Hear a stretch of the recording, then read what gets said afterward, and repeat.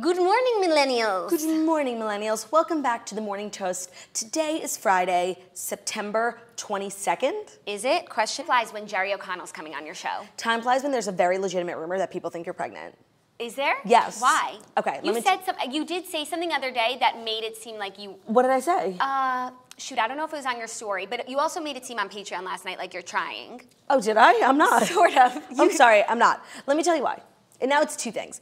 After the fast, my first story was I'm nauseous, hungry, thirsty, and full at the same time. Okay. And everyone's like, that's a symptom of pregnancy. You're pregnant. I'm like, I just fasted. Like, sorry, you're not in tune with the Jewish calendar. After my vacation, I got a nosebleed for the first time in my life, and people were like, that's a sign of pregnancy, you're pregnant. And I actually thought I might be. Yeah, I was just feeling weird, and I was like, honestly, this seems like pregnancy symptoms. Pregnancy vibes? Yeah, it was pregnancy vibes only. And I wasn't mad at it. Okay, wait, so then last night, I dressed it. I'm like, you're all so mean, I'm just fat, like leave me alone. Then last night, I was talking about how I really do love getting tan, but I don't know if this happens to everyone, but I get like the worst discoloration and the worst peeling, and if I exfoliate, it makes it worse. If I moisturize, it makes it worse. But on my forehead and my nose, like you could see, like I have white, Yeah. it's really discolored. And people are like, oh my God, that's what happens to your skin when you're pregnant. Does it? I thought you're glowing because you're not drinking. Sorry, I'm talking to my dog walker who came today and is so hot. Ooh, Yeah, girl or boy? Boy. Nice. And he was like hot. He had like come from the subway and he had like sweaty, and I was like, hello, Michael. Theo loves that BDE. Yeah, no, he can definitely feel it. He's a good like receiver of BDE because he gives it off himself. Right. Speaking of Theo and speaking of pregnancies, our Patreon episode that we recorded last night, we actually had such a fun night last night. We did. We had like just like a low-key double date. A fun family night at my apartment with my new table. The boys watched football. I was gonna say, I haven't had a meal at your new place yet because it was almost done, but the last time I was there was no dining option. Right. So we were eating on the couch, but like that was just really Which hard. I love, don't get me wrong. No, but I'm down to eat on the couch, but it's just hurting my back. My coffee table's too low. It didn't make sense. We finally got a table, a booth. It was so comfortable. And it was just, we had so many kosher meats. And then the boys watched football, and Theo and the girls recorded a Patreon episode. And we took questions from the Toast After Dark, which is the Patreon-specific Facebook group, and you guys had great questions. And it was really such a good episode. I keep thinking back to it, and I feel like I went down memory lane, but a lane down memory that I don't often never go driven down. on.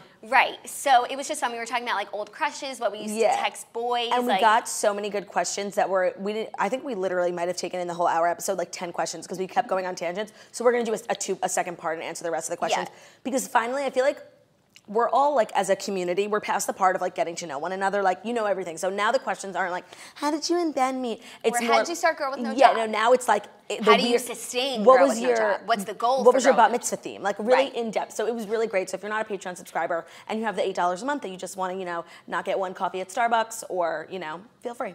And try it out. We were talking back to our boring desk. Well, I was talking about my boring desk job for a while, and like what I would have done for a podcast like the Morning Toast, and I would 1,000% have been a Patreon member, because like the Morning Toast gets you to lunch, but it's that 3 o'clock grind that's hard, you guys. So when you're at 3 o'clock and you're like, how am I going to get through the day? Honestly, patreon.com/themorningtoast, you'll be glad you did. Guaranteed satisfaction, or your money back. Except for that one girl. Guaranteed satisfaction, or you can cancel. Yeah. Or you can complain on Twitter. But wait, dementia, hold on. Oh yeah. I used to think back on like the times, I didn't really have like a long stint in the corporate world, but the days where I had a desk and was just bored for 9 hours straight, like what did I watch? And I watched so many Inside Amy Schumer YouTube clips. That's how I found. To the point where I was just rewatching and like SNL clips that I liked. So I really, I'd like to think that if I was a cog in the corporate machine, I would be watching The Toast. I know that you would be, and so this is like, for corporate Jackie-O. When I watch The Toast, when I'm not here, I find it infuriating. Let me tell you why. Because I'm not watching peacefully. I'm watching like, oh, I would have said this. And then I like, especially when Ben's here, I just want to get in and disagree with him. So it's like, it's enraging for me. Oh, but I don't think that's the typical experience. When I watch The Toast when I'm not here, I just have like FOMO, I'm like, where am I right now that I can't be there? Like, what's so important? What is so important? I don't know. I just feel like it's usually when I'm on vacation, I guess, that I'm not here. There was like one time I wasn't here and I should have been. I get like the biggest pit not being here. Do you? Well, because I really feel like the thing about our show that makes it so amazing, besides for, you know, the heart and soul, is really just the format. Like, people can, like, rely on it. And then when I can't be here, I feel like I'm just, like, disappointing people. And, like, I'm like, I literally have one job. It's to do this stupid fucking show. And I can't do it sometimes. No, that's not true. And also, as we said on the episode last night, I think you not being here sometimes makes the episode where you are here so much better because we have so much to talk about. We still haven't talked about the Polka King or Done to Your Toasters. Oh my God, dear toasters. We don't have time today. They can wait till next week, you guys. It's Jerry O'Connell Day. Yeah, no, nothing else matters. I think this is the most excited I've been for a guest. And by the way, this is the most excited on the toast. Everyone has been for a guest. Like, even when we walked in, the guys were like, this is like the first guest we've ever heard of. No, they had also heard of Nastia Liukin, right? Oh, yeah. She's Olympian. Yeah. But I literally have a notepad of 3 things I need to ask Jerry O'Connell about. Okay, we'll get to it. So don't let me forget my notepad. I won't let you forget your notepad. If you're on the 3 o'clock grind right now listening on the podcast, wondering how you can get some more, patreon.com/themorningtoast. Last night's episode was really fun. We're going to record our next one soon, and then we're going to do home tours. I'm going to do mine because I'm ready. And my home tour is at least 6 months away. That's where I was at. I understand. I'll hold it down for the home tours. I just need to get, like, some flowers in my Yesterday, like, I hung 2 pieces of art, and I was shook. Literally, like, sweat dripping down into my butt crack. And I made so many unnecessary holes because, like, I didn't measure. I just, like, threw it up there. And, like, and it's so hard when a piece of art has 2 things and they have to be leveled. Oh my God, I was being so dumb. I need to call a handyman and just stop. And I have a handyman coming over today. And honestly, I think I'm going to poach him from handy. You're obsessed with poaching people. Well, it's not working. I'm still trying to poach an Uber driver. I'm still trying to poach a wag walker, and now I'm trying to poach a handy person. I just want, like, a go-to handyman that I can be like, hey, can you come over? I have, like, 100 things for you to do.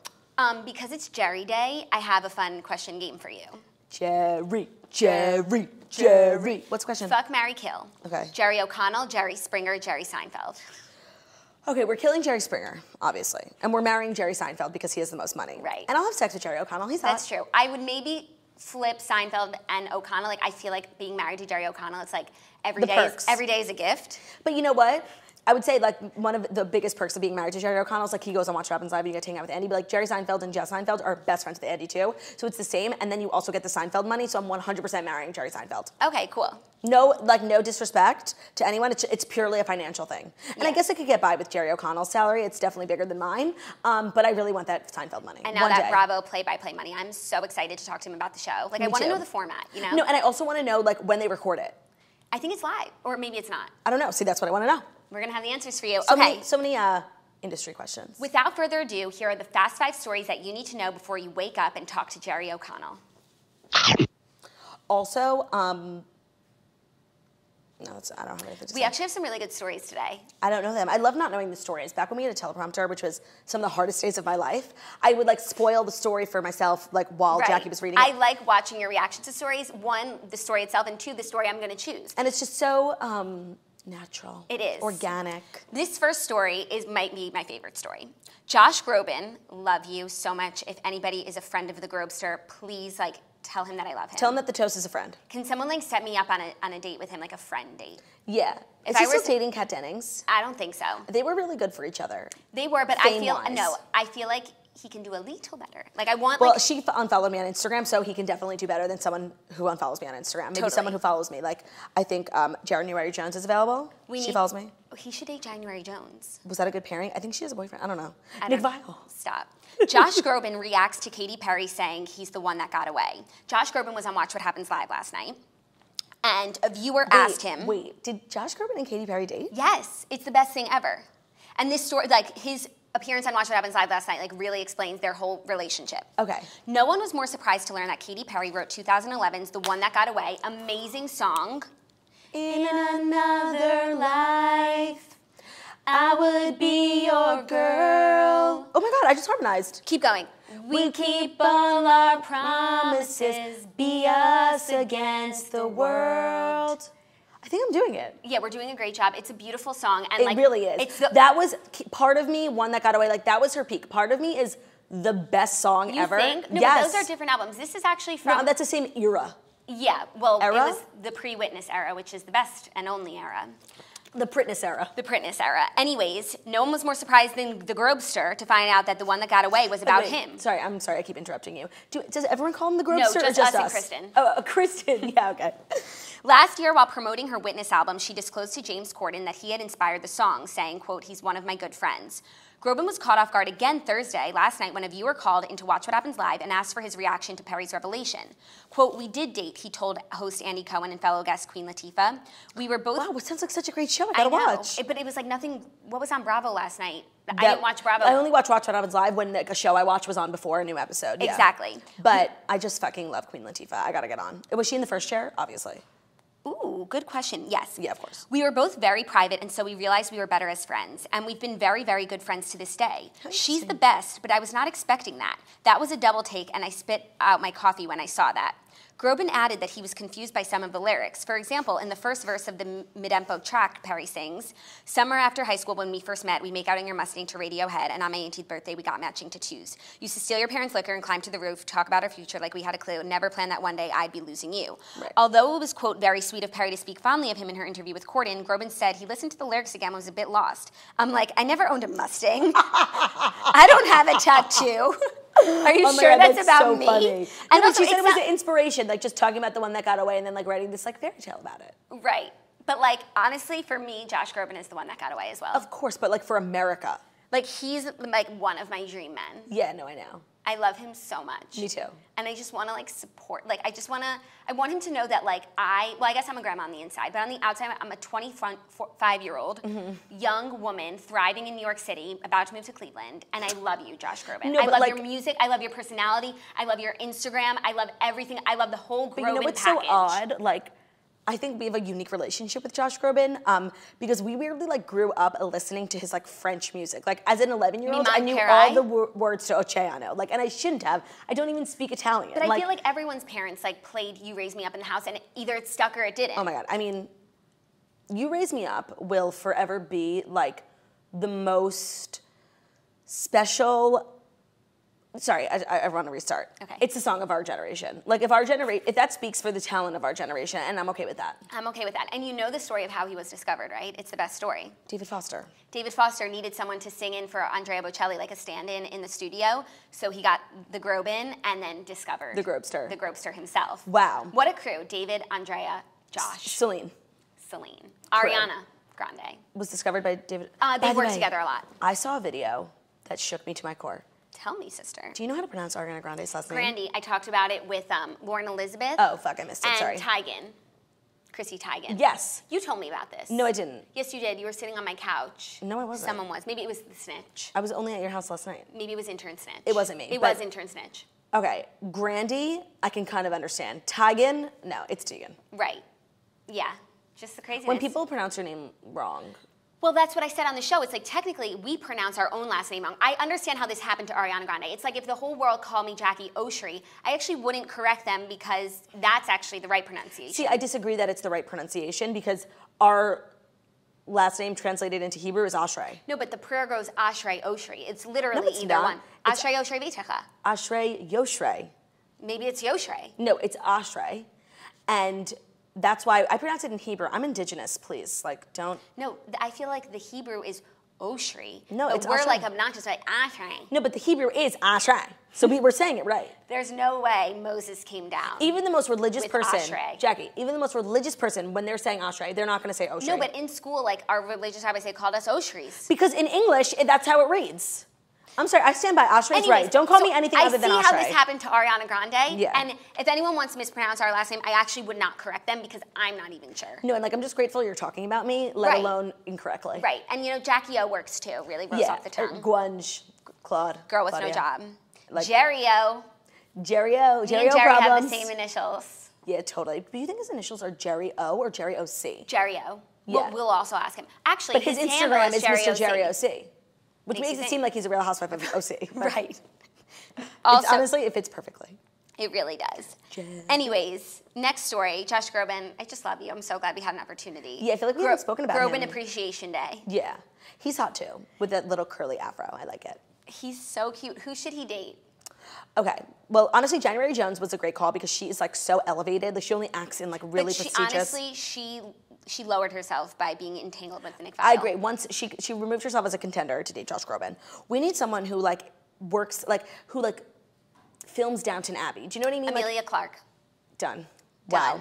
Wow. How has this not happened yet? They also would get along so well on a personality level. They're both so funny. Wow, Jackie. Nail on the head. You guys, please, if anyone knows either of you, set them up on a blind Except date. I really do still hold out hope for Amelia Clark getting back together with Seth MacFarlane. Because I really feel like in my soul, like Seth MacFarlane only deserves the best woman. Like a woman who loves him, takes care of him. Like he is like, I just love him. And he was dating her like before that season 1 season finale where she like stripped nude and showed her breasts. And the whole world became obsessed with her. Like he loved her before that. He saw the beauty in Daenerys before we did. Right. So like I just feel like he's the founder. Yeah. Seth MacFarlane also needs a nice girl, but like he's also like he has that Jerry Seinfeld money. Like I think he's making like $100 million a year. I want to watch the Orville. By the way, I heard it's really good. Anything he touches, except for How to Die in the West. Okay, but everyone has a flop. But where's Ted 3? You guys, where's Ted 3? I love Ted. By the way, my friend Katy has Ted. I know. He works with Seth, and Seth gave it to him as a gift, and like Katy is like proud of it and like puts it in his house. But like he doesn't even know like how important it is to me, and I'm like, can I have this? And he's how like, much would you pay for it? $1,000. I think I would That's pay so much money. No, I would pay more. It's a piece of history. I think the most I would pay, like if I could scrap it together, maybe I would do like a crowdfunder.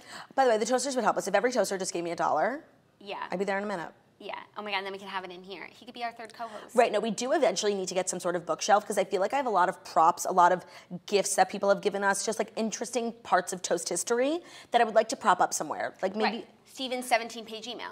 Right. Things like that. There are gavels, but like, I don't know, it just doesn't allow for it right now. No, not right now. But you know, everyone evolves. Yeah. So stay tuned. Next up, Leighton Meester says Gossip Girl wasn't, quote, the healthiest environment. Leighton Meester has mixed feelings about her time on Gossip Girl. Jackie, so I'm sorry. January Jones and Josh Groban did date for like a very long time. Wow, I didn't even know that. Well, and people have said we've had this exact conversation before. I know that we did have one episode where we praised Josh Groban, but that was at the beginning of the toast, and now it's been about 6 months, and it's time for a renewal of Josh Groban praise. Interesting. Okay, everyone's yelling at us. Sorry. Why are people yelling at us? I don't know. Like, we're doing this for you. I can't.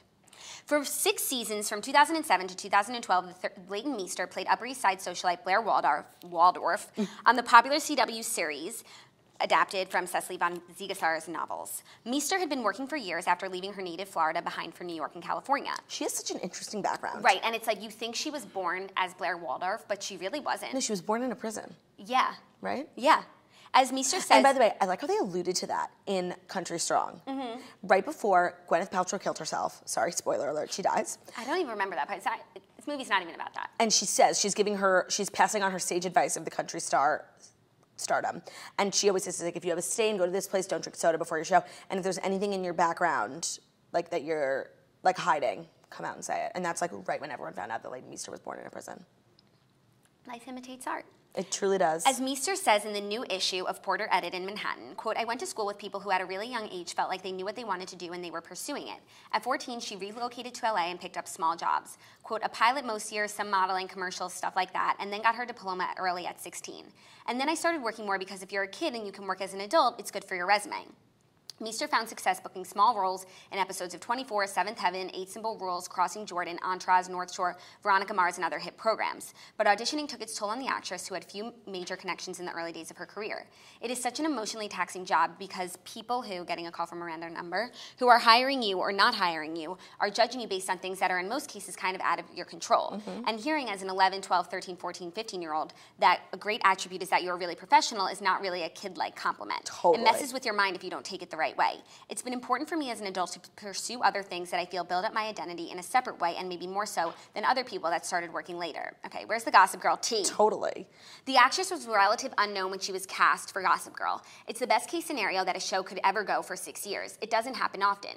The cast of Gossip Girl would typically film for 16 hours a day, 5 days a week. I would get there at 5 a.m. and leave at 8 p.m., she tells the magazine. A lot of days I didn't see the sun. That was like us in high school. Gossip Girl, life imitating art. I never saw the sun. The series also turned its stars into overnight sensations.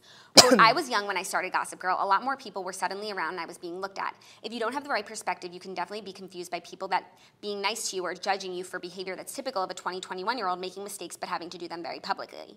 I'm not haunted by that time, but it's been interesting and helpful for me to look at it and examine it as an adult. I don't know if it was the healthiest so boring right now. Like, Blair will never talk like this. No, but also, like, this just further proves my theory. Like, celebrities are cool and rich and famous, but lest we never forget that 9 out of 10 of them were just theater nerds in high school. That's what I'm gonna ask Jerry. Were you in the theater club in high school? He definitely was. So it's like now they're all cool, but like at some point they were nerds. Like lest we not forget. Right. You know? Unless I feel like there are a few people who weren't like who just happened to become actresses. Well, Like Jennifer. Lupita Nyong'o. Was she not in the theater club? No, she like went to Yale School of Drama and like her first movie won her an Oscar. Like that doesn't happen. You don't just sneeze out an Oscar. Right. But so like that's Leah why. Michelle, nerd. Oh my God. And by the way, she's from Tenafly, which Proud is nerd. around here. And like people I know went to school with her and they said she was the most annoying girl and everyone hated her. But like, look where it got her. Not very far. No, I'm kidding. I love her. Oh my God, I take that back. But I really like when there are celebrities who like you'll go back and watch old like Full House episodes or like random SVU episodes and they're on there and it's like you didn't know who they were when you first saw it, but now that they're famous, you recognize them and it's like they were grinding, you know? I love to see like a celeb rise through the ranks. Yeah. So I don't know. It's like when people like Jennifer Lawrence, like her first couple things, except she was in a commercial for MTV once. Like, but you know, people who just like Winter's Bone was her first movie and it was like so critically acclaimed and then she like got Hunger Games and like Silver Linings Playbook. Right, like that just, it doesn't happen. So I like when people work hard, rise the ranks. But these days, like with social media, it's like you can get a role because you have 1 million followers. But like, here's my thing. I feel like I'm obsessed with Gossip Girl. I'm obsessed with Blair Waldorf. But like, I feel like if I were in that position, like I would be upset that I wasn't actually her. Well, yeah, because then real life is just disappointing. Right, that's how we feel about Dynasty. Like Fallon Carrington is everything. But then like. But then it's like Vanessa. She doesn't exist. Vanessa had a great life afterwards because nothing was worse than being Vanessa. Being Jessica Zora is way better than being Vanessa.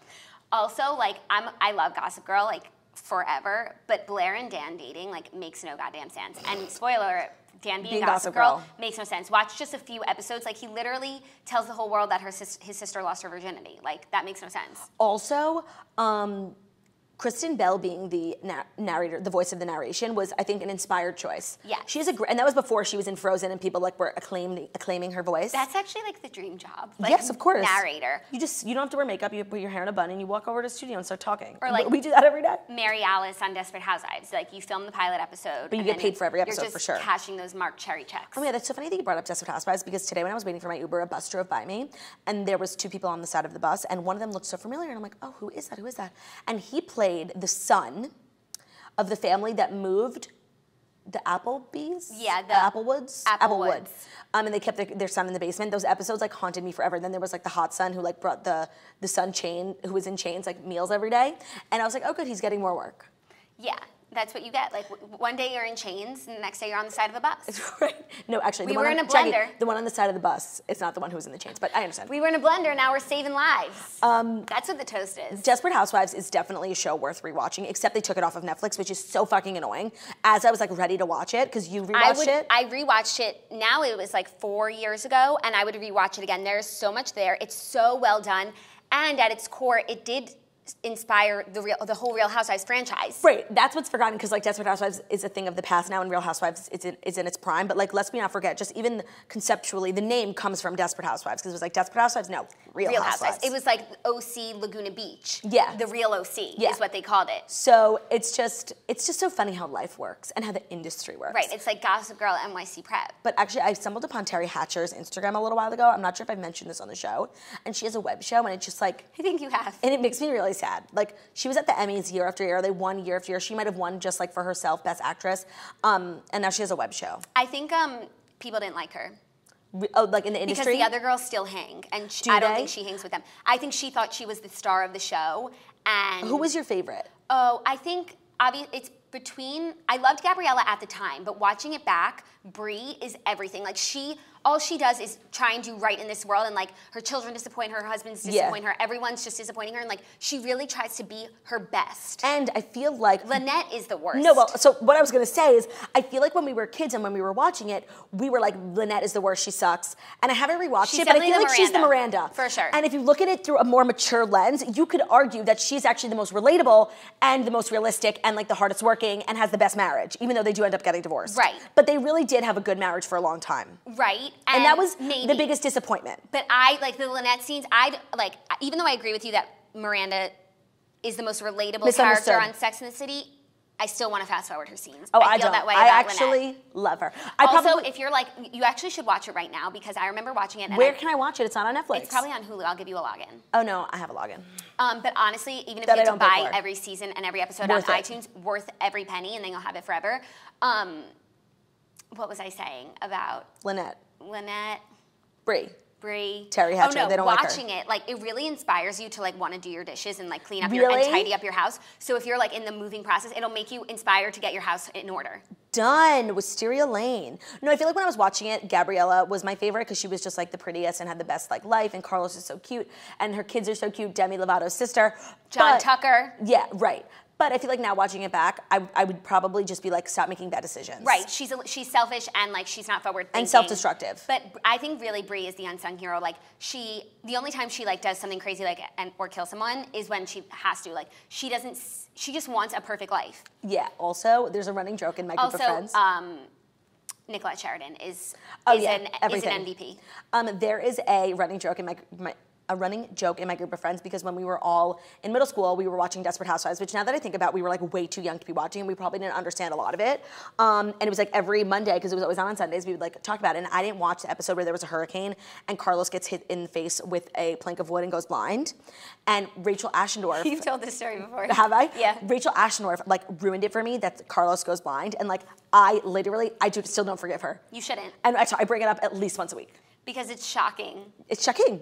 It really is. But then, okay, just watch it. We should actually, for the next, like, instead of Toast Movie of the Week, we should watch, like, a season at a time. Well, actually, we can't do that because it's a conflict of interest with my upcoming podcast that hopefully will be coming out next month, and that's what it is. Do you have an announcement to make? Well, no, because the deal isn't signed yet, but maybe I'll say the idea so that if anyone else steals it. Then they'll know it was yours, or you're just giving someone your free idea. But Don't say it. okay, fine. Don't say it. But you also kind of... Whatever. Yeah, I kind of just did. Okay, third story. Now we're moving into real news because some crazy shit's popping off. Dogs reportedly keep dying after being groomed at PetSmart. Nearly 50 dogs have died after being groomed at PetSmart stores across the country, according to an investigative report Thursday that says the company offered heartbroken owners non-disclosure agreements in exchange for hush money payments. Since 2008, 47 dogs in 14 states. Okay, just with a little bit of context, 2008. In 10 years, 50 dogs have died. And they all, the one common denominator is that they happen to be groomed at like the biggest chain in America. So that's one dog every 2 years at like the biggest, okay, whatever. No, one dog every 2 years. Yeah, in 10 years, 50 dogs, right? I can't. No, it's 5 dogs a year. It's 5 dogs a year. 5 dogs a year, okay. And was it the day after they were groomed at PetSmart? Since 2008, 47 dogs in 14 states have died following visits to the nation's leading pet store chain, and 32 of them came after 2015. Okay, that's a little bit of a pattern. Yeah. When the company was brought by private equity firm BC Partners, according to the 9-month probe by NJ Advanced Media. Quote, I'll never forget that last look he gave me, Nick Pomolio said of his 7-year-old English bulldog, Capone, great name, who stopped breathing and died last year after he emerged from a PetSmart in a shopping cart because he couldn't walk on his own. What was supposed to be a 15-minute grooming session lasted nearly an hour. Quote, you don't take the dog to get its nails clipped and it winds up dead as a doornail, the 72-year-old owner said through tears. What? Of the 47, 20 of the pups were English bulldogs and brachycephalic breeds. Those with short noses or pushed-in faces that can make it hard for them to breathe. The news outlet found that the startling number of doggy fatalities could be the result of inexperienced trainee groomers who are burdened with meeting daily quotas and rushed in to fill staff shortages. When the new owners bought it, they demanded 6 to 8 dogs in 8 hours. Marty Fernandez, who worked as a salon manager at 2 PetSmart stores in New Jersey from 2006 to 2016, told the outlet, this is in addition to walk-in clients. The phones are ringing off the hook. You're meeting with pet parents, doing paperwork. There's always pressure to do more dogs. It was enough to make me quit, she said. I can handle pressure. I can't handle their pressure. Holy shit. But they still don't say how, like, what they did to make the dogs die. Right. And also, like, I feel like if you're backed up, just groom them less well. Don't stop them from breathing. No, but, you know, by the way, what is stopping them from breathing? Make it faster. I don't know. But just cut corners. Like maybe do like one hand of clipping and not the other. Honestly, like this makes it so hard because as a dog mom myself, I find it very hard to trust people, companies, stores, like, and every time I do something new with Theo, I regret it. Do you know what I mean? Like, yeah. There used to be a place where our old apartment, that everyone in the neighborhood was like, it's a great, like when us dog owners would walk past each other on the street, they'd be like, oh, do you go to Waltz? Do you go to Waltz? And I'm like, no. And one day, because I only work like out of home in the mornings, so like I'm an ideal dog owner. Theo gets walked in the morning and then sleeps for 2 hours while I'm doing the toast, and then I'm back, and then we spend the whole day together.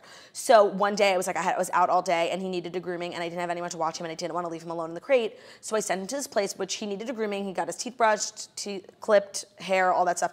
And then they also have daycare that if you pay for the grooming, he gets the whole daycare. And I go to pick him up, and he runs up the stairs, and when he sees me, he starts crying, which he really only does when I drop him off at camp and I haven't seen him in a few days. And I thought that was weird because it was only like 8 hours. And I'm like, oh, why is he crying? So weird. And we get outside and he pees. And I'm like, okay. Then I take him upstairs and he legit has diarrhea. And he pees again. I'm like, what the fuck? So I call the place. I'm like, what the hell did you do to my dog? I'm like, he literally just had diarrhea and peed everywhere. And they're like, oh, that's because he didn't go to the bathroom when he was here. I'm like, well, why didn't you walk him? They're like, you didn't ask us to. I'm like, so my dog is trained and you keep him inside all day so he doesn't go to the bathroom, even though all the other dogs are going to the bathroom inside. And you don't walk him because I didn't ask you to. You kept him inside in a dungeon for 8 hours. Like, I was so mad. I will never go back there again. They're like, you had to explicitly say to walk him. What? That's so weird. You can't trust anyone. You can't trust anyone. With our furry friends. So that's why when I bring him here, it's like so annoying, but like he's in better care than he would be anywhere else. And I'm just gonna get a crate here because he loves his crate. Oh, that would be so cute. So hopefully he'd just like relax. And Friday is dog day at the studio, so there's other Except dogs. I've never seen another dog except for that big one that never came back. I realized I saw a dog last Friday, and then I realized the reason why we never see them is because we're usually not here on Fridays. You know, it was I realized it was the first Friday I'd been here in a while. Gotcha. But Michael Batchelor said PetSmart offered him $140 to cover his vet bill after his Old English Bulldog, Gunner, left a grooming at PetSmart in January with bloodied eyes from hemorrhaging. In exchange, though, he'd have to sign an NDA and delete a viral Facebook post about the dog's injuries. Did he do it? Obviously not, because he's talking about it. Well, or maybe he just broke the NDA because what are they going to do now? Sue him? They have bigger fish to fry. No, also, like, Michael, I will personally give you the $140 just so that you don't sign that NDA and keep that video going. That's horrible. It makes me really sad. And it's like an NDA. Who do you think you are, Lala Kent? No, totally, Kris Jenner. You shouldn't have to sign an NDA, like about, that's like your dog grooming. That's so sad. Oh my God, I like, honestly, dogs dying is like my worst nightmare. I can't even think about it. Like, it makes me so sad. And like mistreatment of dogs. Like, I know. Oh and my it's God. like, it's no one's specific fault other than maybe this management company that took over, because like the groomers, they're working at a pet store. Like, they obviously love animals and they're doing the best that they can, but they're unexperienced. They don't know that a bulldog has a shorter nose and that if you put him like for the same time as someone else, that it's not good for him. I mean, I don't know what I don't know, but. No, totally. But like, that's why I have Allie who comes to my house. Honestly, it's more expensive. It's so worth it because like your dog doesn't die. Allie, her Instagram is Styles by Allie with 2 L's. And she takes amazing pictures of Theo. Yeah, and like he just smells great, and she does it in my house, and I'm there, and I'm watching, and she's so soft. I mean, it takes her a long time to do it, and sometimes I'm like, why is this taking so long? I'm like, oh, because you're careful. Yeah. Works for me. Works for me. She's coming next week. And because Theo's just, there's so much beauty to uncover there. No, that's true. I mean, I feel like the when, more she cuts, the more she like. When she grooms Theo, I feel like she's really channeling like her artist, and she's really like Michelangelo. Like other dogs, she just, you know, they're just dogs. But Theo is really like a great beauty, and his hair is so much a part of his character. So she really takes her time in sculpting him. Yes. Okay, this next story, a big scandal has emerged about Ticketmaster. What? Ticketmaster But wait, I'm on Ticketmaster. Oh. For my well, tickets. now you should listen up. Ticketmaster was caught enlisting pro scalpers for online resales. So it's like teamed up with scalpers to scam people. They like are. Ticketmaster claims it's fighting scalpers tooth and nail, but it may have been aiding them in private. Exposés at CBS News and the Toronto Star is the newspaper that broke this story. Wow, good for them. Have shown the company courting professional scalpers even when it's clear they're using bots or otherwise violating Ticketmaster's terms of service. The company quietly launched a secretive ticket inventory system, Trade Desk, that lets scalpers upload high volumes of tickets and quickly resell them at a price of their choice. Okay, here's my question. Are scalper tickets like legit? Yeah, well, most scalpers, it's like they buy them up from Ticketmaster and then they sell them at a higher price. Yeah, that's like StubHub. But they just do it outside venues instead of on StubHub. Yes, or they do it on StubHub. Like scalpers could be on StubHub. They're legit tickets, but like that doesn't give people the opportunity to buy their own tickets. Then who cares? It's a business. But they're making, I don't know. If you really cared about the concert, you would get it before the scalper. No, but they're giving scalpers like premium no, access. I mean, by the way, that happened to me at my sold-out show at the Wilbur Theater in Boston. A bunch of tickets were bought and then also uploaded to StubHub. And then, like, people couldn't get it. And for the $25, because all my tickets are very reasonably priced, $35, sorry.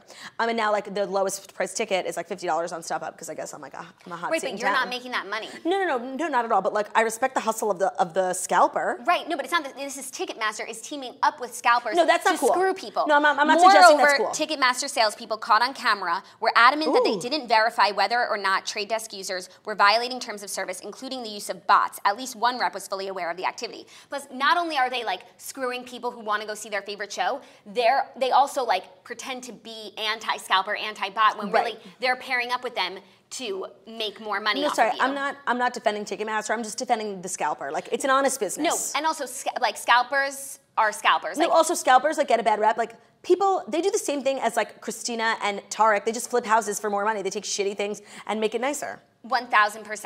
It's not the scalpers that are fault here, but Ticketmaster is supposed to be like a reputable brand. No, and it should be an even playing field. Like, the tickets get released. If Sally from Idaho gets it, or if Joe the scalper gets it, they have the equal opportunity to get it. But if Ticketmaster is aiding and abetting the scalper, then I'm not down for that. And scalpers have bots, so like that are quicker than humans. Yes. And you just have to like think about these Taylor Swift fans who like, not cool. Who get her pre-sale code, are ready to buy tickets front row for like at maybe $200, but then like if a scalper gets them, those are $2,000. $900. I paid it. Well, you paid it like right before the show. Yeah, that's true. Oh my God, and I had a breakdown. If you were to pay it like the day the tickets go on sale, it's the most. No, I had the biggest breakdown because I bought it on StubHub. Oh my God, there was so much drama. I didn't even tell you about this. The day before the Taylor Swift concert, I'm like getting ready. I'm like, I should print my tickets. I don't want to, maybe I can do it on my phone. I just don't want to take any chances. And I go to log in and I can't remember my StubHub login.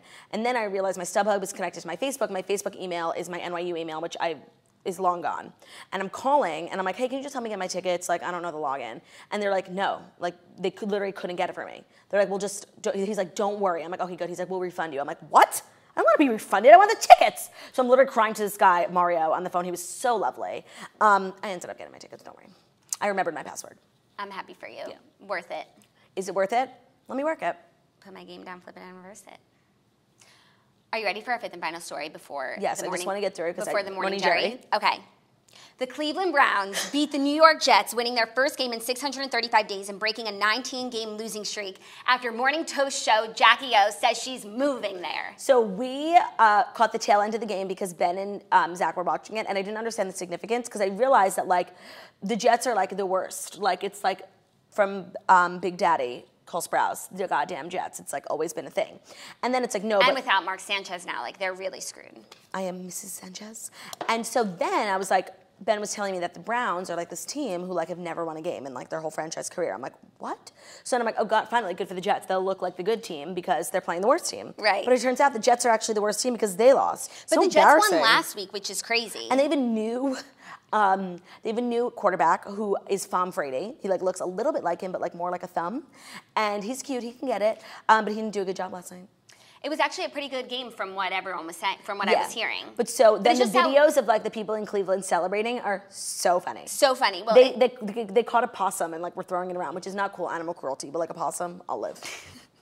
Also, there were victory fridges and free Bud Light beer in Cleveland after they won the game. It's funny, like they knew like the only game in the entire season they had a chance of winning was against the Jets. That is like so sad. The Jets is like, they're from such a prestigious state, like New York, like come on, it's so embarrassing. It's so embarrassing. Thank God for the Giants, man. Just like the timing and the coincidence is not lost on me. Like I've been here like it's chilling for Cleveland.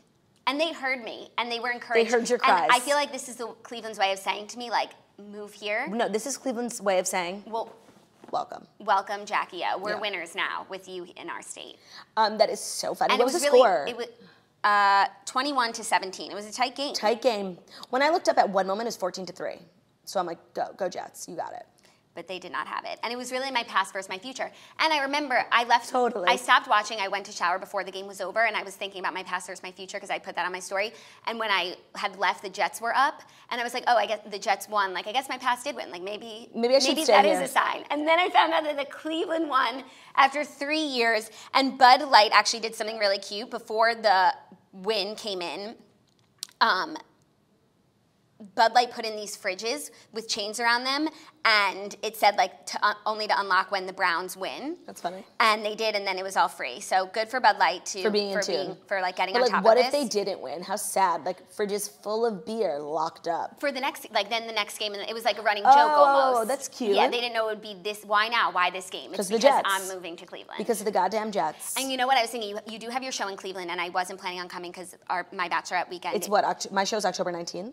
Yes. And you're tickets available at girlwithnojob.com, but just quickly, I'm going to DC next week. Sorry, all the shows are sold out. You can't come. But after that, I'm going to be in Buffalo, Huntsville, Albany, Cleveland. Tickets at girlwithnojob.com. Limited spots available. So I want to come to your Cleveland show. Of course. But I'll have to move my flights because... Honestly, I have to tell you something. It doesn't make sense. Don't come. Don't. Because I'm going straight to your bachelorette party from Cleveland, and there are no nonstop flights. It doesn't make sense. Don't do it. I would literally be going just for the joke. I have to lay over in Atlanta. And to take a picture with the geotag Cleveland.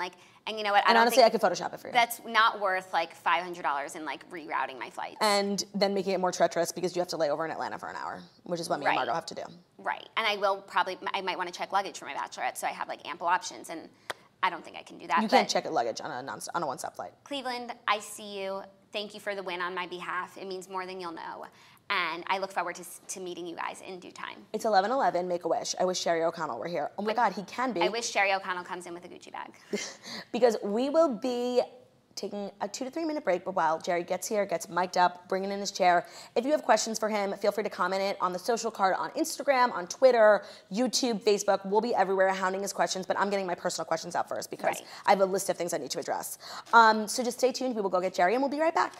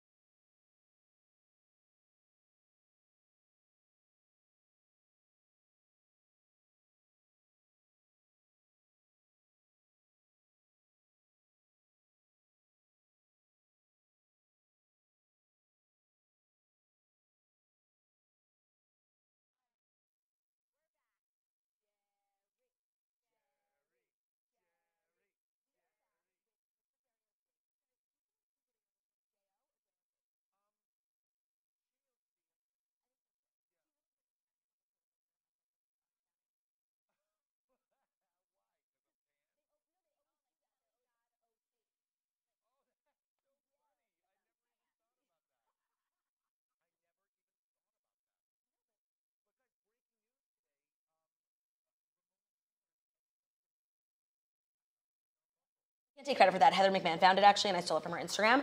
But important to know. That said, he's hot. He's hot. Yeah. Yeah. But Who's your I favorite? I would. Would you? swipe right for sure. Of course, I would have to go on a date and like pretend like I don't know who he is, and like I'm like, oh, your housewife is on a show. I never heard of it. And then just like act my way into his heart. I would do more than swipe right. Who is hotter, he or David Bedour of Orange County? Shannon's. Personally, Bedour. David Bedour. I think he's hot too. Me too. Isn't it funny? Yeah. Who do you think is He's the really hottest house husband? I think Maurizio Beverly Hills. Yeah, me is too. maybe the hottest. I think so too. And also the way he talks. And is also so he's sexy. rich, so that helps. helps. He's super loaded, and also like because he's married, he's like untouchable. So there's Yeah. not like that desperation in being newly single That's and so being true. on Bumble. That's true. Right. It is kind of rude though when people take screenshots of people on dating sites. It's vulnerable. It's like someone taking a photo of you sleeping. It's an Yeah. abuse. I agree, But but you like have to know that's going to happen when you go on the app because you don't know who's going to see your picture. I mean, I guess you have to be cool with it, you know. you know, if and you you got to sign choose up, good pictures that you're proud of. Well, sure, but also, I mean, it's like it's maybe the most important advertising you'll ever do in your Yes. life. Like you Right. gotta hit them angles. many of Ben's friends put Ben in their pictures on like J-Date and stuff, and I get sent all the time, is this Ben? I'm like, well, it's the friend who's actually being advertised, but yes, that is Ben. Oh, actually, amazing trick. A couple of young ladies I worked with, when they'd go on dating sites, they would only allow group shots on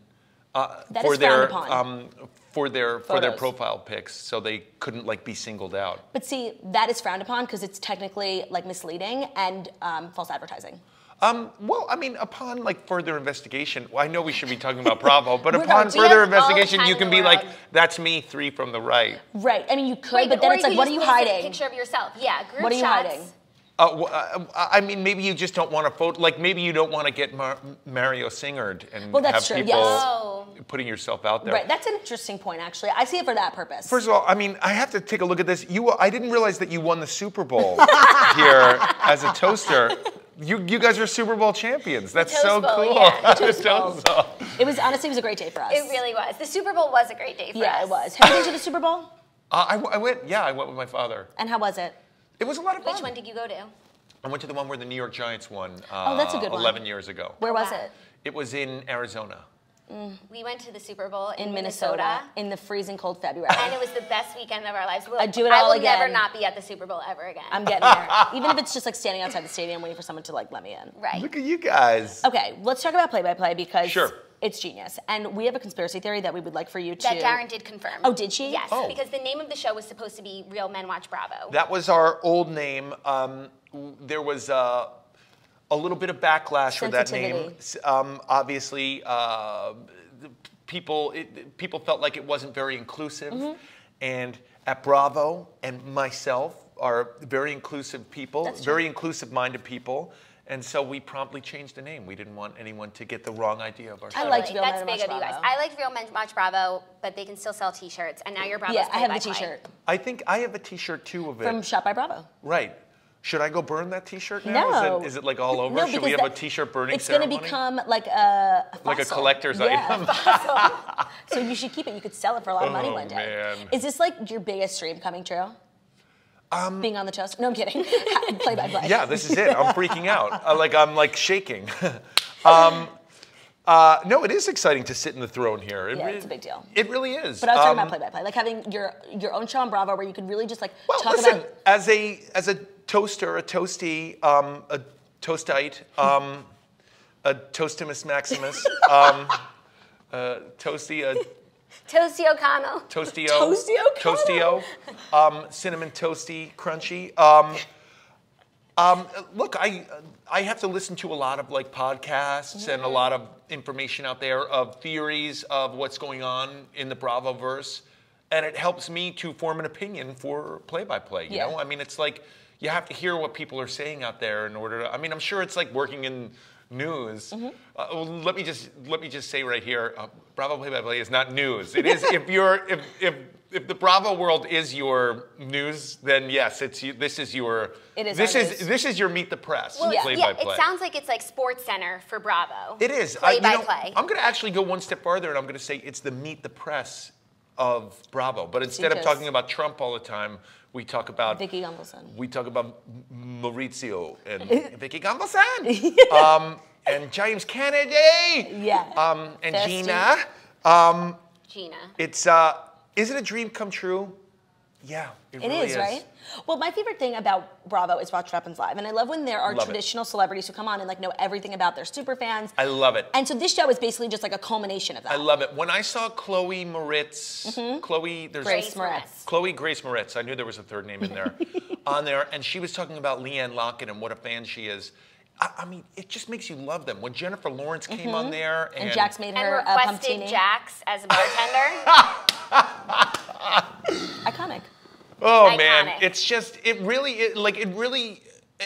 because we're all fans. So when you see someone who's like an Academy Award winning celebrity as a Right. fan, it's really exciting. That said, yeah, it's my dream job. I can't believe I get to sit down and seriously break down with 3 other people whether Vicky Gumbelson has a bad picker. You know? Or It's- if, Brooks really did have cancer. or if Brooks had, I like to refer to it as the fancer, the fake cancer. We understand. We More than It's you know. it's so much fun, and It is. and play by play Mondays on Bravo. To hear, like, for example, we have a guy named Brendan Schaub who's a super hot former UFC fighter, just jacked, and to hear him sort of break down like why Bethany was in the right over this Carol situation, and like Carol was just like Bethany just wanted a friend, and Carol wasn't being a friend I to agree with Bethany, you, and Brendan. sometimes you need a friend.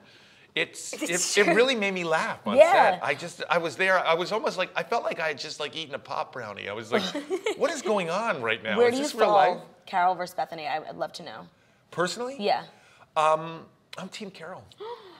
Still. Wow. Even after Gasps. she told. Wow, you're really freaking out And over there. thank you so much, Jerry, for joining us. It was so great having you. All right, bye, Everybody watch Toasties. I'll see Play you. by Play on I'll Mondays see on you, Bravo. You know what? I can't. I'll see you in Sonia's toaster oven, magic toaster oven. Explain yourself. I think Bethany is requesting too much as a friend, and I think Carol is someone who, Carol stated from the beginning, since I think she was started season, I want to say season 3, but don't quote me on that. When Carol started out, Carol was much later than season 3. Season 5, I think. Whatever. Carol stated I'm not like. Right. I'm not Even an with emotional Aviva, person. she was like that. She didn't want too deep. I agree Remember with they you. had that first, there was that first scene that they had in a furniture store, And and Bethany Bethany was was crying, crying, yeah. and Carol was like, She didn't hug her. She's I like, don't do that. I think she threw her a pillow, didn't even give her a tissue, threw her a pillow and said, Yeah. just wipe your tears on Yeah. that. I gotta tell you, I'm not a very emo, person. I don't wear skinny black jeans, although these are pretty skinny. I'm not an emo. But even I would if Bethany was crying, grab her a tissue and Right. give it to her. Carol was just I don't do this. Yeah. I don't do. Remember she said I don't do hugging. But then she did do it, so that's what's Yeah. misleading. I agree with you. I She was don't know if it's upfront. misleading. They found a way to have a friendship that works for both of them, or so we thought. Where But Carol then- was a friend to Bethany, and she could handle the I have a couple emotions. theories. I think Carol started hanging out with Tinsley, Yes. and I think that upset like friendship triangles. We've all been Dynamic, in them. yeah. It really You're in messes one with right now. things. I Me and can Jerry see a just fight's hitting about it to off. break out. It's about to happen. When there's a triangle, someone could get mad, and someone could act out. And I think Bethany was that person who acted out. Bethany was. Okay. I think their argument also started. It's something you had to really listen closely. But Sexy Salad Adam, you know who I'm speaking about, who dated Carol. And Luann's niece. Pretty hot guy. Wow, you do go deep. You should be on Play by Play. I know. Is it men only? Are you going to have other people, other genders? Yes, Okay. we are going to have other genders. That was a cruel rumor that was out there that we were a men-only show. I don't know what kind of Handmaid's Tale crap they were throwing we around here at there. the Toast, we don't see gender, but if we did, we would see both on your show. I mean, you're literally going to see both. Yeah, I'm so sorry. I have to check with my Bravo specialist. Cheech, are we allowed to talk about special guests who come on? She says you're good. Yes. My wife is going to be someone who's Alexis Meade. That was one of the things on my Alexis list. Meade. Do you feel intimidated? Which actually sounds like a housewife, but no, Alexis Meade was my wife's character in on Ugly Betty. and right. just such an important character, such a Sure. special, A trans so ahead of her gender time. character. Can you explain what it's like to go to bed every night with Alexis Meade? my wife and I, we've been married now for coming up on 12 years. Wow, mazel tov. Congratulations. That's like, even she and I are like, how did this happen? Right. Like, we thought 2 years tops. Right. Tops. 3 maybe, but we've somehow stuck it out.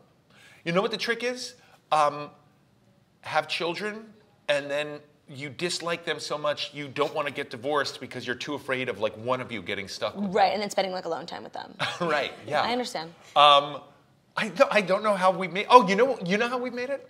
Bravo. I believe Wow, that. I believe that too. We It have a brings people television together. in our bedroom, and we watch a majority of our television in our bedroom, and a majority of that TV is Bravo, and it's like a discussion for us. Who was into Bravo first, her or you? My wife. Yeah, okay, that's usually how it starts. Definitely my wife. And you guys are too young to remember this, but there was a... Try us. Okay. There was a character named Teresa Giudice. Oh, on, please. On New Jersey. I remember right before middle school watching that reunion part 3 after she flipped the table. Please. Right. Well, she... it was that table flipping episode where Prostitution I was sort of, it was like on in the background, and I was usually doing like fantasy football on my computer or something. And then there was a table flip, and Teresa referred to Danielle Staub as a prostitution whore. Engaged 19 times. And I remember I got out of bed and I like got really close to the television, and I was like, "Who is that?" And my wife was like, "Oh, that's Trey." And I was like, "What's going on here?" And she was like, she read Cop Without a Badge, and Danielle's a prostitution whore. And I went, "Well, why is she flipping the table?" And she's like, "Well, she's mad at her." She said, "Pay attention, please." And I was like, "What is this show?" And my wife was like, "It's The Housewives. I've been telling you about it." And then we kind of knew Andy Cohen through a few friends. How nice. And that's when Watch What Happens Live started on Sunday nights. And I mean, I'll tell you really where it happened is soon after that, a year later, because Melissa Gorga was not on Jersey at that time. She shook it up a year later. later. So I think the next season, don't quote me on this, I'm sorry, I don't know the specifics, but the next season, Melissa Gorga was on Housewives, and she was a New Jersey housewife. And Trey and Melissa were fighting a lot. And I went on Watch What Happens Live, which was only on Sundays. It wasn't on 4 nights a week, kids. It was on 1 night a week. It was a special occurrence. I mean, it was almost like gathering around the radio and listening to an old-timey radio show, you know? Franklin Roosevelt. Yeah, we're going to listen to the president's address here. Andy Cohen's going to come on Sunday night. But it was always, you know, and The Housewives was only on Sunday night. So Watch What Happens Live would come on right after The Housewives, and it would usually be someone who was running The Housewives. I mean, you would watch it to gather information. I don't even think the internet was around back then. Well, it did start as a web show, much like The Toast. Right. And so Andy, who was a friend of ours, said, "Hey, I want you to come on Watch What Happens Live." And I was like, "Oh, wow, yeah." And he went, "And you're going to come on with Teresa Giudice." And I was like, "Oh, my God." And I met Joe, and Teresa was there, and I was like shaking. I mean, you know, I mean, it was like, it would be like meeting the President Obama, like the President Obama. Sorry, current administrations, but I was sitting there, and then Andy said to me, you know, on the show, "Hey, what do you feel about what's going on? You know, me." And I went, "Listen, Teresa, we love you. We love you. Trey, you had us all at prostitution whore. But the way you're treating your sister-in-law, it's coming off as if you're jealous of your younger sister-in-law. Like, you shouldn't be so rude to her." And she was like, "Well, let me explain myself." And I went, "You can explain yourself. I'm telling you, we love you, but this isn't a pretty color for you." And the next day, I took my kids to Baskin and Robbins. And this is awesome. This is going crazy. Sounds like a great I took my day. kids to Baskin and Robbins. And the lady who worked at Baskin and Robbins, I've been going there for years with my kids. The lady who worked there never said anything. And the lady who worked there came from behind the counter, and she went, "What you said to Teresa last night was 100% correct. I couldn't believe you were saying it. Yes, that was amazing." And I knew at that point, like the whole Bravo-verse, it was tapping into something that we were all becoming like seriously emotional about. She was like, "I have a sister, and like my sister was treating me rudely," and it's like, everyone can relate their lives somehow to Bravo, you know? Yes. And it really, like, that was my first taste of, like, oh, I'm going to get into this. And when I go on Watch What Happens Live, I'm going to bring an opinion. And I think that led to Bravo's play-by-play. It served you well. I'm sorry that story took longer than any I enjoyed it. episode you've ever dealt with. I'm so please. sorry. Bravo's play-by-play is way faster than that. Is Well, it so what's the recorded live? format? What's Yeah. the format? Tell us. It's like The View. It's 4 of us at a table, and we bring up topics. And I'm basically Whoopi. And it's The View. And we just sort of break down things that are bothering us that week. And it's really interesting. It's just it's a guy named Dave Holmes, who's a writer for Esquire, former VJ at MTV. Michael Yo, a guy who's an entertainment reporter, has a show on Sirius. He's also a comedian. I ran into him in one of our shows. He is a He was comedian. lovely. Everyone's got funny, different takes, and there's a debate that happens. You know, I mean, listen. When I said I was Team Carol, it upset our other co-host, Brendan Schaub, really funny guy. It upset him Deeply. a great deal. As it should. Well, here's my question for you, because this is something I feel like we struggle with. It's like, once you get to a point of talking about Bravo so much, and then you actually get to interview people from Bravo, it's like, I get all these like really pent-up, strong feelings, for example, about Leanne Locke, and I think what she did to Giandra last night was not cool. But then Leanne came on the show yesterday, and it's like, you have to separate reality from reality TV. Yeah, a little bit. I mean, it's sort of what's really fun about Bravo is that it's kind of real life, you know? I mean, I think Bethany and Carol are super mad at each other. Oh, for and sure. I don't think they're going to be friends anymore. But like, if you're out here talking smack about Bethany and then Bethany gets booked on the show, is that like awkward? I've never said anything disparaging about Bethany. I don't think I would ever personally say anything rude about Bethany. I would never question whether she has a career or not. You know, I would never. I don't think I'd ever say anything mean-spirited, but I would probably apologize for saying I'm sorry I said I was Team Carol. Team Carol on Morning Toast. It's fine. It's just how I feel. I can't. I can't shy away from that. No, you cannot. And it's my passion. It really is. It's. It is definitely it's a hobby. There are a few other feuds that I want to take your pulse on. Yeah. Teddy versus Erica. This one's a tough one. I thought Erica was a little rude to Teddy last season. But that said, I think Teddy was like sort of going to crying a lot instead of like playing and leaning into it.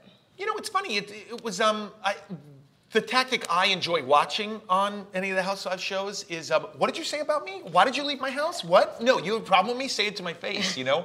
I like someone to throw a glass down and say, well, let's deal with this the drama right now. You beast. I think Teddy sort of went inside and was crying and was looking for attention that way.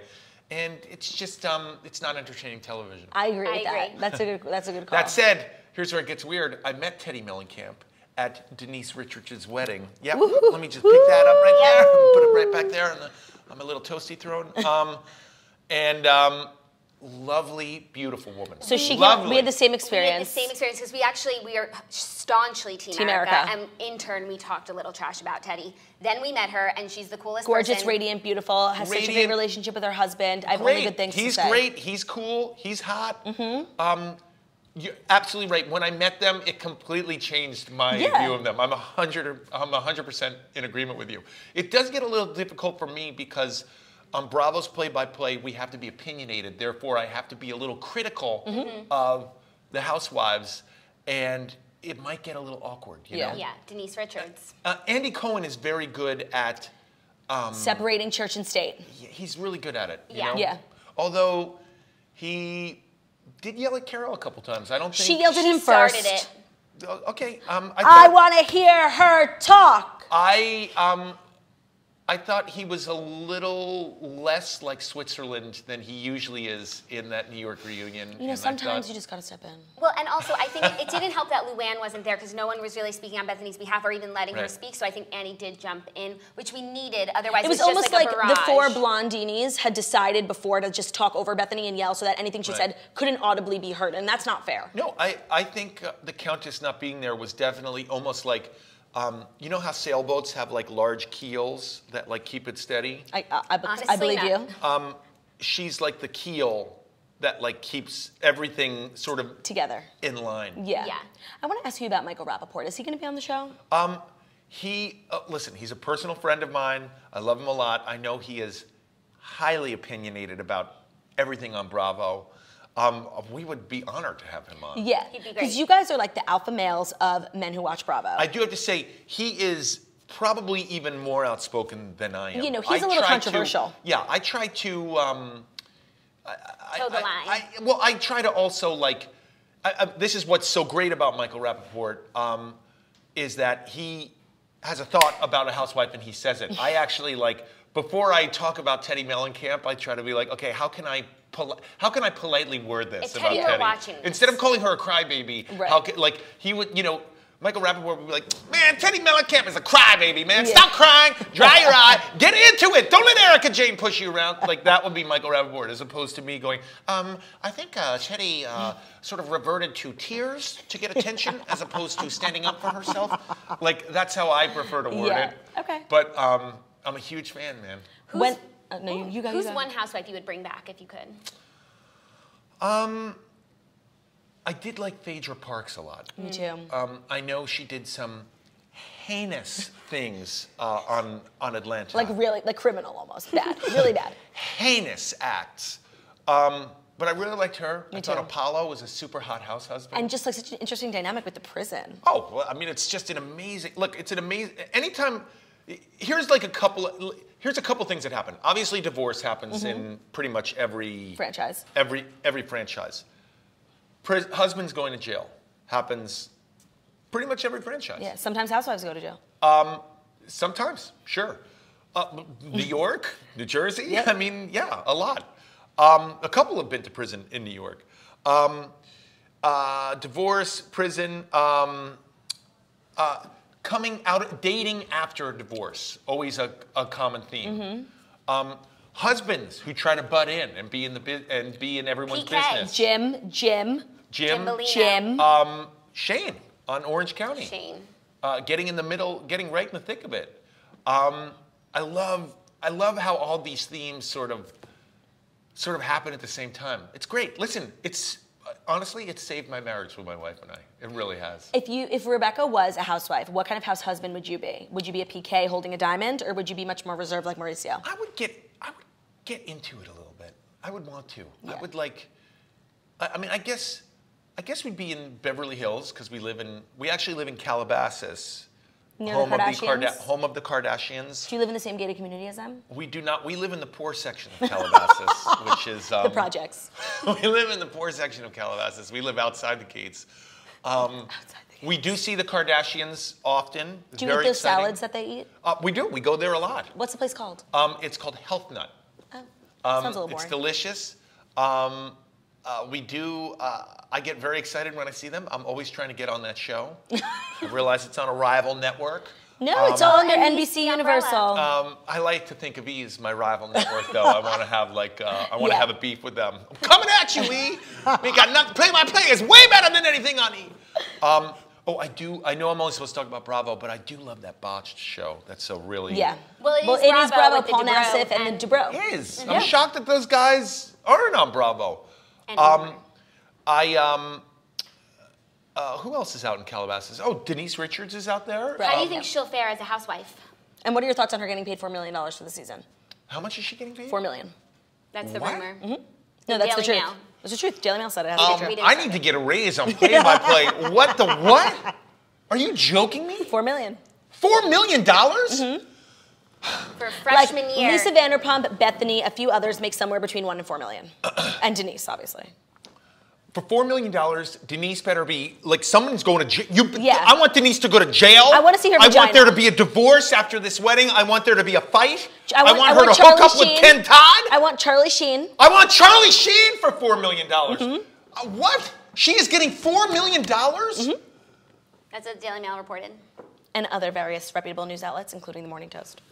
I love Denise Richards. It was such an honor to be invited to that wedding. I couldn't believe it. It was amazing. It was just, It was really a beautiful moment. It really was. And that's like where your two worlds really are now crossing paths. Yeah, I guess so. You know, it was a beautiful ceremony. Her husband is hot AF.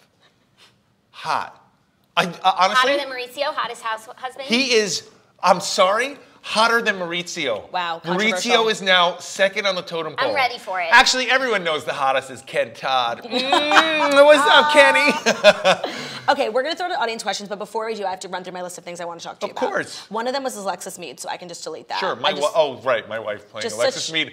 But it's so funny when you said Alexis Meade to me, because I've been talking Bravo, play-by-play. I was like, oh, which housewife is Alexis Meade? And I was thinking like, oh man, that's got to be some rando, like it's got to be from Orange County or like Potomac or something. I was like, Alexis Meade, Alexis Bellino. No, and it's so Alexis funny. Meade. It's like so now that I'm on Bravo play-by-play, like I have to like get like everyone's questions and names right, or people are like, you don't know anything about and Bravo like what or the seasons they were Housewives. on. Right. It's also funny when you don't, because that speaks to their level of bringing it on the show. Are they memorable or not? Oh yeah, I mean, you know, one-hit wonders are really interesting Carlton as well. Jebbia, she was a 2-season wonder, but such a, I feel her absence at all times. Oh really? Yeah. She was she so could come dynamic. back. She could come back. She was so controversial. Except then she bordered into anti-Semitism, which you could never do. As a Jewish person myself, it wasn't cool. She was saying something about Kyle Richards and the Jewish Star. Like, it wasn't good. She was weird. Wiccan. She was like a Wiccan or something, right? And now she's divorced too, so. Oh really? Yeah. Remember, she used to have those parties with like the strippers. She was epic. Yeah, she was. You want to know what was really interesting to me is on Orange County, which is currently on, which Bravo play-by-play comes out of, which is a TV term for after them. We're right after them. I'm sorry, I'm still learning all of it Same. myself. I'm sorry if I'm slow, but the Gina divorce storyline is crazy because I don't think we've ever seen a divorce unravel on a new So quickly. With a husband we've never met. Yeah. Typically, we meet Mario, Ramona and Mario, and then a divorce happens. Right. You know, even if weddings aren't, even if relationships aren't going that well, if you remember Camille and Kelsey on Beverly Hills, They had a season. We saw him there. I mean, he was only in like a second of the first episode. Going he was to like, the Tonys. "Hello and goodbye." Like that was he was like so gone. he really brought Camille on to divorce her so that she kind of had a life afterwards. And he almost did her a favor. And that's what I think Gina's husband did. And that's what we are conspiracy theorizing that Cameron Westcott's husband is doing. Oh, you know what? I'm going to disagree with you. I think Cammy and Court. He's a tough one to remember. Yeah, no, we literally can never remember It's an androgynous name. Yeah. Like Court Westcott. Cam and Court, right? Court. Yeah, and it's also like gender ambiguous, like Cam and Court. You know, who are they? Because there's also Courtney. Yeah. Forget it.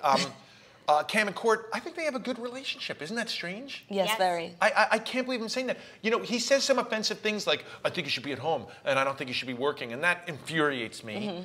But they weirdly have, like, I just don't think he has the ability to be like, hey, honey, I hope your pink dog food company does well. Right. Let me know how I can help you out. Right. I think because he's like a weird like businessman. Yeah. I think he's like, he can't separate like the fact that it's his wife. And he's like, look, we need, I need to see the receipts. And I need a distributor. And if we're doing this as a business, this is how I talk to business people. Like, I don't think he has ability to be like, hey, honey, I hope your job goes well. Let me know how I can help out. I'm always here. I'm really proud of you. Like, yeah. Like that's like some basic spousal stuff right Totally. there. Like even if you're, you know, even if my wife is doing something crazy, like you know, my wife did like needlepoint for like a while. I think when she was like pregnant, you know, so she was like there was a lot of sitting. So my wife was doing needlepoints. I mean, I thought it was like pretty useless stuff. I'm sorry, needlepoint people. I don't mean to. I've offended Wiccans and needlepoint people. Needlepointers. I'm so sorry. I want to apologize to all needlepointers. But I was like, even in my head, I was like, this is pretty useless. Like my wife is doing needlepoint. But I'd be like, hey, that's a great needlepoint that you're doing. I'm really proud of you. Like I would at least like be somewhat encouraging. It's like 101 of being married. a husband. Like I don't think anyone ever sat Court down and said like, hey, dude, you can't talk like that to your wife. You can't say these things. You can't say that. Yeah. You have to be encouraging. And I realize, no offense, that a pink dog food company is maybe not the most sound business plan ever. I mean, No, definitely not. I don't know if you guys have pets, but like, I do. you pick out the healthy dog food. Yeah, not the one that makes their poop pink. Right. I mean. And they're colorblind. But I do have to say, if the poop is pink, That's That better. rocks. Yeah, you're onto something. Yeah, no, that's a positive side effect. if they put glitter in there Yeah. and the poop was glitter, And maybe some perfume. you know what? I take it back, Cammie.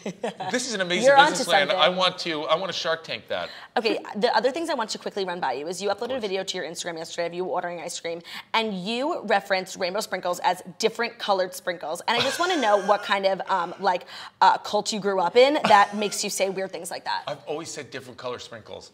Listen, look, we're all on the interwebs, so I tried something yesterday. I don't know if you saw those Kanye rants yesterday. I was trying to emulate those Kanye rants. No one got that. I got it. So then I immediately went in and I edited and I hashtagged it all Kanye. Yeah.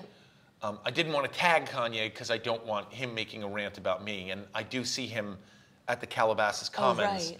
And I don't want him yelling at me in the parking lot. So I was trying to do a joke on that. No one got it.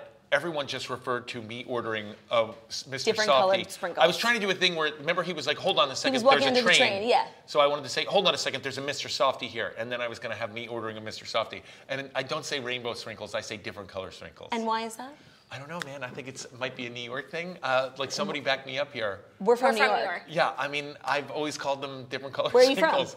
I'm from Manhattan. No, so are we. And everyone at Tasty Delight calls it rainbow sprinkles. Where'd you go to high school? Ramaz. Oh, wow. Where'd you go? I went to professional children's school. Ooh, you're so fancy. professional. Yeah. Okay, other two things I want to talk to you about really quickly. I was in Denver about a month ago. Did you partake in marijuana? No, I couldn't. First of all, I don't smoke marijuana, but I wanted to go to one of the places with the green plus sign, and I couldn't find it anywhere. And apparently, they're everywhere, like a CVS. Right. I saw a million CVSs. I didn't see one dispensary. I think you can buy. I think you can buy marijuana there like you can buy those Fig Newtons at every deli here in Well, in I New didn't York. see it, so for as easy as it was, actually, I By also the way, didn't leave time my out. Why hotel. do they always sell those like Fig Newtons in I don't every know. deli As someone in who New York? absolutely loves Fig Newtons, I'm like the only person who defends them. They're necessary. Team Snackwell. But I was in my hotel room just like killing time before my show, my sold out show, tickets available at groomed.com. I was watching Bravo, obviously, because they have it in every hotel room. Sure. And they were playing a movie, which I hate when they do. It's like, just give me Old Housewives. I don't need to watch a movie. Of course, sure. And I was about to get in the shower, and the credits came up, and it said Beyonce, and I was like, what? And I was right. like, oh, maybe let me watch this movie. And then it said Idris Elba, and I was like, what? Yeah. And I proceeded to watch the best movie of my entire life. Sure. It's called called Obsession. Obsessed. Yeah. Obsessed, I'm sorry. Sure. And you are in it, and you Yeah. play the bad influence coworker. Right. And I just I needed to talk about that movie because I can't believe I lived 24 years without ever seeing the movie. Yeah. And tell me about what it was like working with Beyonce and Idris Elba. Idris Elba was very exciting because I was a huge. This is before you guys were born. There was a show he was in called The Wire, and I was just in awe of him in that show. He is cool, man. He is like as cool as you think he is. How he comes off, like that's how cool he is. Like Right. but also like put in like a British accent in there Yeah. as well, and Totally. like, he's just like. I mean, literally, like That's I just good. like sit with him on set, and he'd talk, and I'd be like. Yeah. That was me sucking my your thumb, thumb. which got a little weird for everybody. No, I'm but the so sorry podcasters about will that. hear it. Yeah. What can I say about Beyonce? Radiant.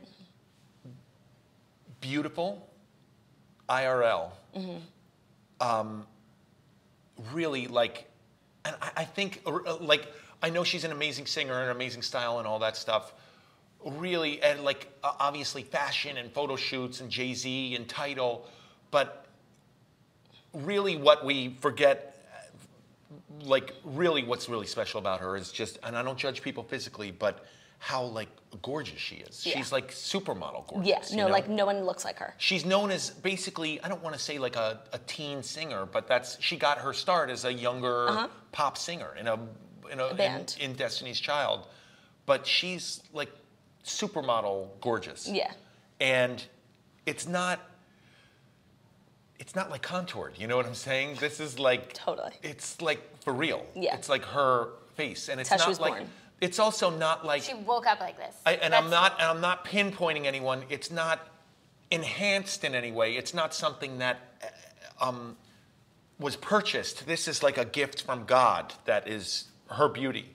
But also, like, she's a girl from Houston, and she's like super polite, says to everyone like, yes, ma'am, like, no, sir. it's crazy to see Beyonce as like a polite, nice, and she doesn't have to. I have to say, if I were Beyonce, I wouldn't call anyone sir, No, I'd be ma'am. mean to I'd be everyone. like, give me that. I'd point, even if I didn't want things, I'd say, give me that. I want that. Give it to me. Bring it here. Bring it here. No, I'm not getting up. Yeah, I do that anyway. So it was like an amazing experience, and it was And it's just just an amazing movie. Of course, yeah. Ali it's loved really her. good. Like, it was just every turn. It was such a crazy movie. Sure. I loved it. Speaking of one of my favorite shows that you are in, Scream Queens. Okay, sure. Such a dynamic portfolio, really. Yeah. Such a dynamic portfolio. Super fun to get in that Ryan Murphy camp. You know? Make that Ryan Murphy money. Well, I mean, it's not even about the money. It's just But it is. everything he does. I think. I mean, that Gianni Versace show was Sick. The OJ Swept show. the the Emmys. OJ show. It was really fun. You know, I was directed by a guy named Brad Folchuk, who Is married Is to married to Engaged. engaged. are they? I think they're Engaged. engaged. I thought for sure they were getting married this summer. I was really waiting for that. For your Well, invitation? I think my invitation didn't come, so I can tell you that they're not getting married in the next 8 weeks because my invitation hasn't arrived yet. Right. That's cool that you're going. I guess. Yeah. I guess all you like web goop. Yeah, you know, like, I did morning one time toast. go to Mexico with Gwyneth, and her and Brad really hit it off. We didn't exchange phone numbers or anything. We just like had a quick couple meals together. But I feel like the impression was lasting for both of Right. us. Sure. Well, you guys are moguls on the interwebs. Yeah. I mean, Some you more than guys- others. You should. I think you should be invited. Me too. It was just fun to watch them work. It was really exciting. It was like the pedigree of what they do over there, and also it was super fun to see like Billy Lord and Totally. you know Emma Roberts. Emma Roberts, Leah Michelle. We were Ariana just talking Grande. about her. yeah. It was Star-studded. it was really fun. I felt like I was I mean, as I do right now, I felt like I was part of something cool. You know. Well, it was really cool and short-lived, and I miss it, and, Yeah, I I'm bummed as appreciate well. the role that you played. You know what's so funny? It was sort of their network version of American Horror Story. Right. Like a sort of a younger version. And it just, I mean, listen, we got 2 good seasons out of it. Yeah, I'll rewatch them. My till I last die. comment before Jackie pulls up some questions from Instagram is not more of a question, it's more of a comment. I just think this is a really important full circle moment for me specifically because when I was a student at NYU, my first day before ending classes, we had orientation at Beacon Theater. Yeah. And they had a speaker, and it was Jerry O'Connell. Oh, yeah. And I was there. That's so funny. I know you were great. I don't remember what you said because I have dementia, but I'm sure I was very It was inspired. so funny. I mean, it's so, like, just to, like, paint the picture, there's a welcome frosh, like a welcome freshman. Like play almost. Like an orientation, but they rent out a huge theater. I mean, NYU's It was a big Beacon school. Theater, right? I think. It was the Beacon Theater, Yeah. yeah. And so I went to Tisch School of the Arts at NYU 100 years ago, but the dean of Tisch said, hey, listen, we want like sort of a younger, kind of recent graduate to come and say something. And I went, yeah, sure, I'll definitely come. And it was such an honor to be there because you'll find out as you get older, like you really like, you sort of get really warm and fuzzy feelings about your alma mater. You're a proud Violet. Yeah. I'm not. So I went there and like very distinguished, like Dean Campbell was the dean of Tisch and she's a super distinguished woman. And she was like, I'd like to announce our next guest who graduated from Tisch. He was just like you guys as an incoming freshman just a few years ago. He's been in such films as Stand By Me. He was in, Obsessed. And he's recently, and I just had a film come out, and recently in Piranha 3D. I saw Piranha. And the whole, like, 10,000 good going freshmen were like, because I had, man, like, it's so frontal funny. nudity in that movie. Yes, it and, was like, crazy the movie. piranhas come up and bite my... Spring Break. Bite my privates. And it was a crazy spring break, That is like so funny. nudity cursing movie, and like it was so funny to hear. And she was like, and then I'm backstage, and she was like, "Why was there such a reaction to that Piranha 3D?" And it was like, "Oh, Dean Campbell, it's a crazy movie. Maybe we should have like left that one out." That is hysterical. Anyways, we have a lot of questions for you, so I'm going to hop to Let's it because go. we asked our own personal selfish questions. Yeah, totally. Sorry, I How took did up you so and much time. Rebecca meet? We met on J-Swipe.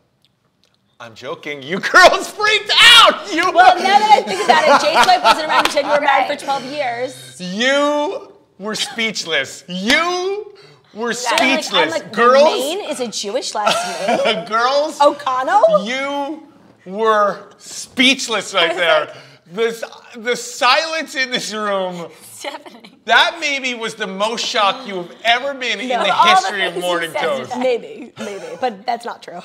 Oh my goodness, that was maybe the funniest thing I've ever said in my life. You were speechless. Yeah, we were. But so you didn't meet on J Swipe? We met at a. This is gonna really date us. We met at a Maxim Hot 100 party. Do you remember that periodical? It's still a list. happens. It was my wife was on the Maxim Hot 100 list, and she was in the VIP area of the party, and I was there with like 15 guys, and we were in the non-VIP area, and I had met her once before, and she was newly single, and I'd met her once before, and I was like waving at her at like the velvet rope, and there was like a security guard was like, "Hey man, you can't come in here. You don't have a glitter bracelet." And I was like, "Oh no, I'm with her. I'm with her." And I was pointing at her, and Rebecca, my wife, got up and walked over to me, and she was like, "Oh yeah." She was like, "Hey," and I was like, "Hey Rebecca, how are you?" And I kissed her and everything, and the guy was like, "All right, you can go in." And I went in, and she was like, "How are you?" I think she even said, what is your name again? And I was like, I'm Jerry. I met you that one time before. I was like, "Hey, I really just wanted to get into the VIP area. Thanks." And I was like, "Is it okay if I sit down with you guys?" And a little scandaloso. She was on a date with. She was newly single. She was on a date with another man who was there. We know? Someone famous? No one famous. Anonymous Actually, his initials are Ryan Gosling. I'm kidding. That's a joke. I'm joking. But you ditched your friends, basically. I 100% ditched my friends and hung out with her for the rest of that party. And then for the rest of your lives. Her friend, as I was leaving, said, "Take her phone number. She'll want to go out with you." And I went, "No, she's with that guy." And her friend was like, No, trust me, she's going to want to go out with you. And I got her digits, and that was that. The rest is history. That's a good friend.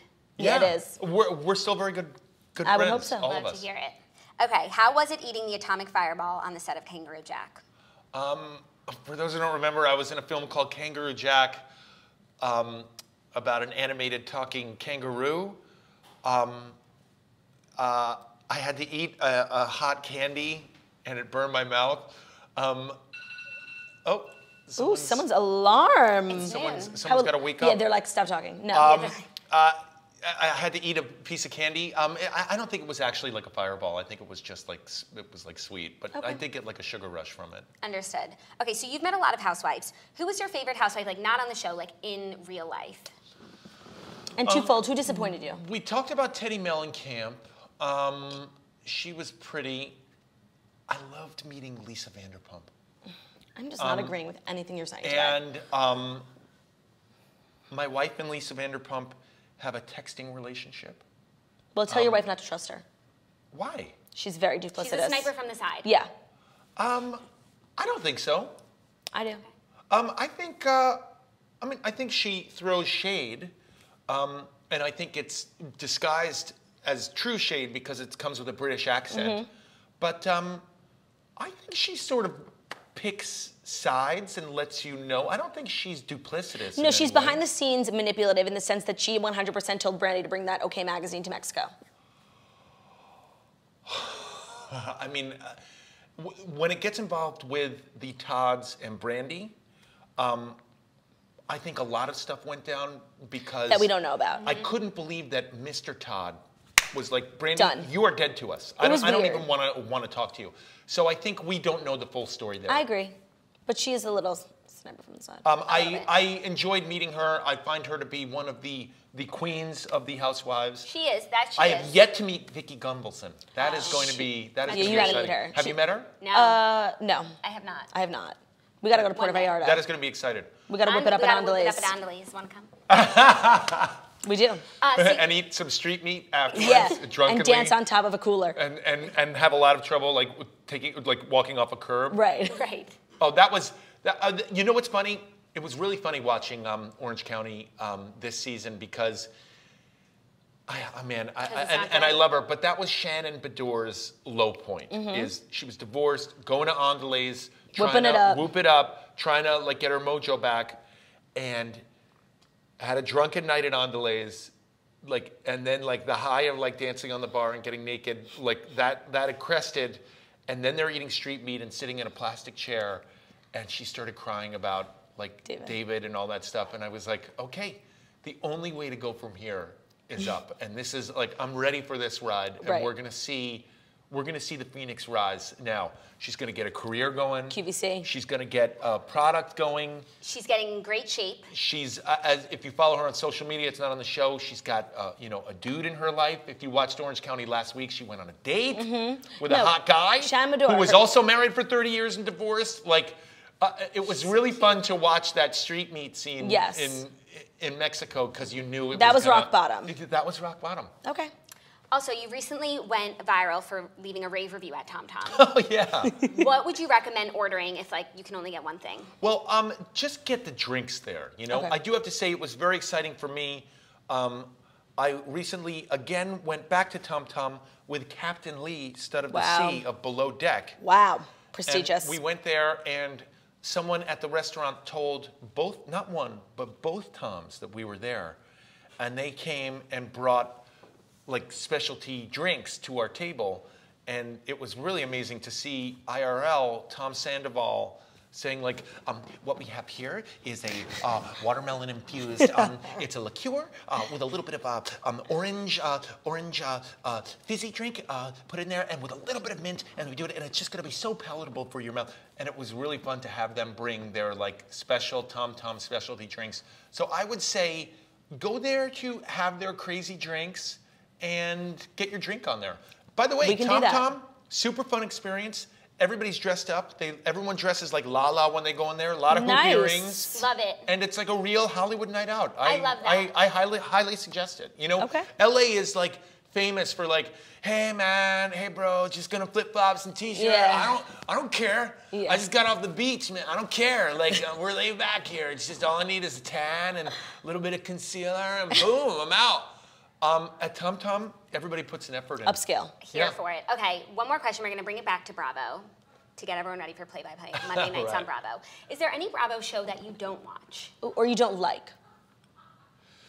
Oh, this is such a great question, and really the first time I've gotten it, and I have to be super careful answering this. What am I going to say?